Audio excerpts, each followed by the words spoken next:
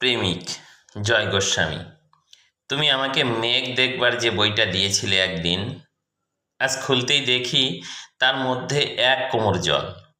পরের পাতায় গিয়ে সে এক নদীর অংশ হয়ে দূরে মেখে গেছে। আমাকে তুমি উদ্ভিদ ভরা যে বইটা দিয়েছিলে, আজ সেখানে এক পাও এগোনো যাচ্ছে না। এত জঙ্গল, গাছগুলো এত বড় হয়েছে যে মাটিতে আলো আসতে দিচ্ছে না।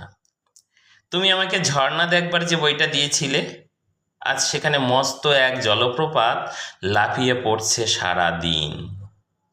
এমনকি তোমার দেওয়া পেজমার্কের সাদা পালকটাও যে বইতে রেখেছিলাম, সেখানে আজ কত সব পাখি উঠছে, বসছে, সাঁতার কাটছে। তোমার দেওয়া সব বই এখন মরুভূমি আর পর্বতমালা। সব বই আর সূর্য, সব বই দিগন্ত।